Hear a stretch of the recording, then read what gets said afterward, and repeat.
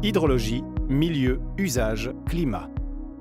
4 éléments à analyser pour mieux organiser la gestion de l'eau sur nos territoires et protéger durablement cette ressource vitale. En Europe, la directive Cadre sur l'eau, DCE, fixe les objectifs de bon état des eaux.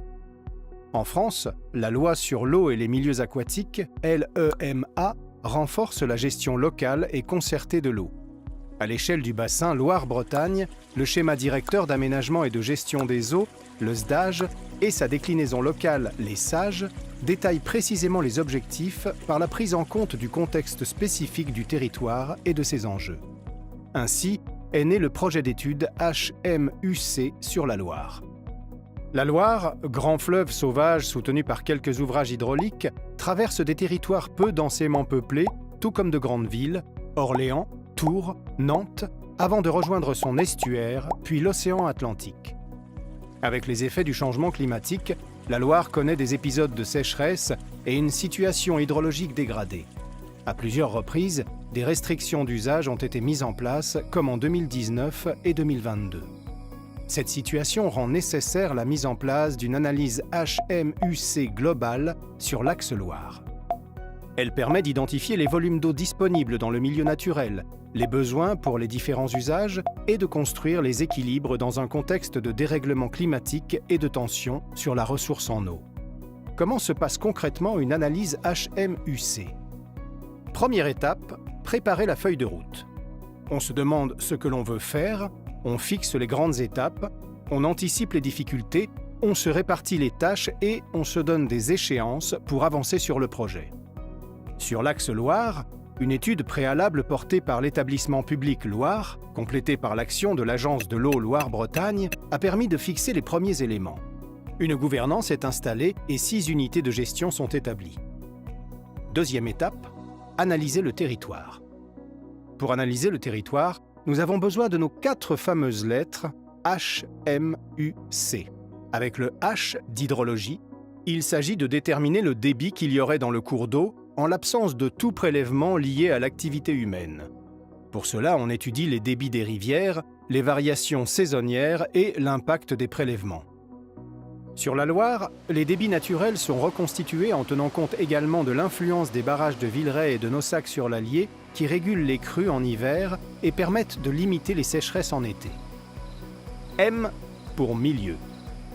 Quand on connaît le débit naturel du cours d'eau, il est crucial de connaître le débit nécessaire au maintien de la vie aquatique et d'une bonne qualité de l'eau. Sur la Loire, un protocole est défini avec l'appui d'un groupe d'experts pour évaluer les débits qui, entre autres, permettent aux poissons de migrer et de se reproduire. U pour usage.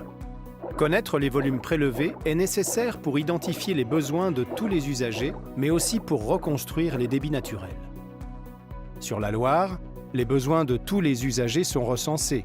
Les besoins en eau potable pour les grandes villes comme Nantes et Orléans, les besoins stratégiques pour les centrales nucléaires et les industries, les besoins pour l'irrigation des cultures. Les transferts nécessaires à la solidarité entre les territoires et entre l'amont et l'aval sont identifiés. C pour climat.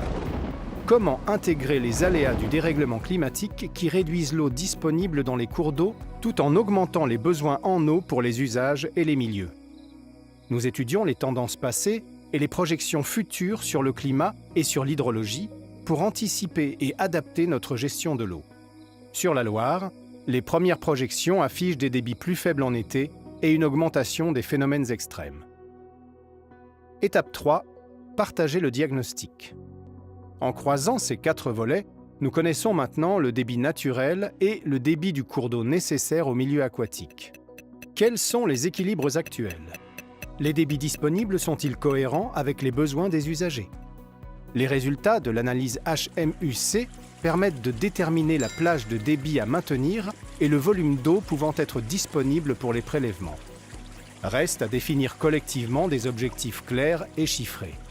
La décision s'appuie sur le diagnostic et sur des scénarios de gestion de l'eau. Sur la Loire, une analyse multicritères et des scénarios tenant compte des spécificités locales et de la saisonnalité sont élaborés pour aider à la prise de décision. Étapes 4 et 5, décider et agir. Un débit d'objectifs et des volumes prélevables sont alors définis et partagés entre tous les usagers. Les acteurs de l'eau construisent ensemble le programme d'action qui permettra d'atteindre ces objectifs. La Loire est alimentée par de grands affluents tels que l'Allier, le Cher, l'Indre, la Vienne et la Maine qui ont parfois eux aussi réalisé des analyses HMUC à leur échelle. Dans le cadre de l'étude HMUC Axe-Loire, une analyse de cohérence est réalisée pour déterminer si les objectifs envisagés sur l'ensemble des territoires sont concordants. Grâce aux analyses HMUC, nous pouvons engager des actions efficaces pour améliorer la résilience de nos territoires et assurer une gestion responsable et solidaire de nos ressources en eau dans un contexte de dérèglement climatique. Construisons un avenir où l'eau est partagée de manière juste et durable. Relevons ensemble les défis de l'eau.